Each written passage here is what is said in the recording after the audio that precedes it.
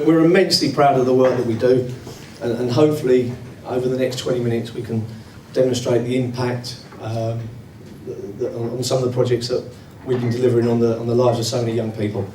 So that's me, Marc and Sam Sundi down the front. We'll say a few things in a minute. So how many do we reach and where do we reach and the numbers? Our main areas are Bexley, Greenwich and Kent. We've got 55 separate strands. I was speaking to someone earlier. You're a football guy and you deliver football. Yeah, but we do 12 other sports. Do we? I think the perception is football and you play football and you provide courses for young people during holiday times. Well, that's not the case. We do far more than that. And having opportunities to speak allows us to showcase those kind of projects and programs. We engage 7,500 young people on a weekly basis. 11,000 young people going through our social inclusion programs on a monthly basis. And Marc will nod. I think we've got something like 90 estates-based sessions a week running in Bexley, Greenwich and Kent. So they're targeted areas. They're areas that we get told to work in because they're high crime, they're problematic areas. We work alongside partners like the police, crime reduction. I'm stealing Marc's thunder here, but and they go into a little bit more detail if we don't get wrapped up. 1,735 children are on leisure centre activities between the ages of 3 and 15. So we've got a toddler soccer programme that steps into a Charlton Challenge programme, which is a progressive award scheme. So we do some football, and hopefully they will end up out there. And Steve Kavanagh will correct me if I'm wrong, but I think we've got 5 or 6 current first team players that have come through the community programme. So, you know, part of what we need to do is point children in the right direction, but it could be, sorry I'll keep moving this, it could be that they become Charlton future players or future stars. 200 agencies, private, public sector, and we're very proud of those relationships and their long-term relationships. And we estimate that around about 500,000 children will be engaged in our programmes in 2010. We're in 109 schools a week, so hence the huge infrastructure that we need that delivers education programme to about 3,500 children on a weekly basis. That could be one-to-one numeracy and literacy, reading and match day programme, or that can be a whole class or school with some of our education programmes that we deliver.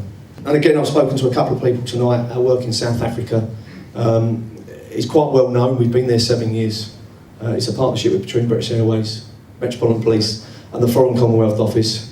And it's simply putting police officers in Charlton kit and breaking down the barriers in probably one of the most problematic areas I've ever been to. And a lot of the guys have had an experience of going out there, and it's quite humbling and very rewarding.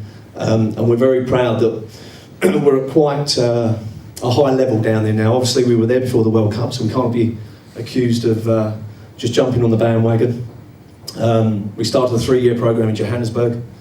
So successful it was in the township of Alexandra. We were asked to go to Cape Town and take on 2 townships, Carlisle and Mitchell's Plain, and work with a professional football club. And we're now in Durban. We walk away from the programme just ahead of the World Cup. We hand it over to our South African stakeholders. But by then there would have been an infrastructure built, coaches on the ground attached to 3 community clubs that have mirrored what we've done here. Our desire is to roll it out to the 15 Premier Soccer League clubs. Marc will just tell you a little bit about the work, the fantastic work him and his team do. Introduce Sam, who's a superstar. He might not tell you, but he is, and if he doesn't, I'll tell you afterwards. And then we've got a short DVD.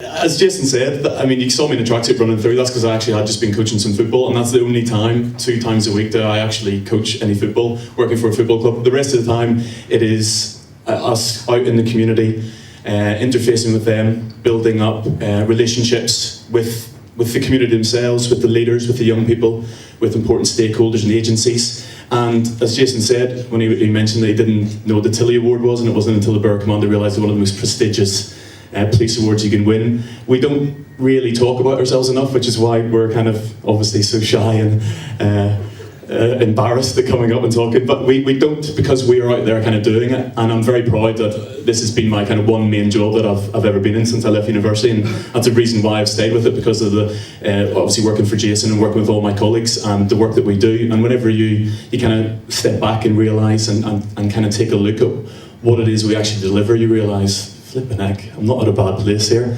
So some of the stuff that we do, I mean, Sam's going to come up, and I think he's fantastic. I was just bigging him up a little bit to himself about, you know, what he should do and where he can go. And that's kind of what our job is all about. And whenever you get people like Sam coming through, I'm almost like a proud brother about him. I just think he's absolutely fantastic, and that's his hard work. It's got very little to do with us. That's just the kind of person he is, but he's managed to come through some of the programmes we've done. So as Jason mentioned, we go on to estates. It could be as simple as we introduce people to sport and get them more physically active and healthy. But if you think about those young people we engage with, that secondary layer or the tertiary layer of people that they come into contact with, so their parents, their peer group, their grandparents and their extended family, the messages that we're getting through to them are kind of extended and percolated kind of throughout their larger and wider community. But some of the stuff we do, as Jess mentioned, the estates work, we do enter into employment, so we kind of guide them through CV writing, interview skills, how to apply for a job, how to get to your interview, how to stand up and address people. I don't lead that session clearly. Basic life skills that we take for granted, that whenever you meet some of these young people, they don't understand that, you know, you don't act that way, or you need to be on time for things. And because they're role models at home, they mightn't have any, or they mightn't be the nicest of people. So we need to be there to help guide them and show them the choices and opportunities that they have in their life. And we don't force it onto them, but if they choose to do it, we'll be there as much as possible, which is hopefully what we've done with Sam.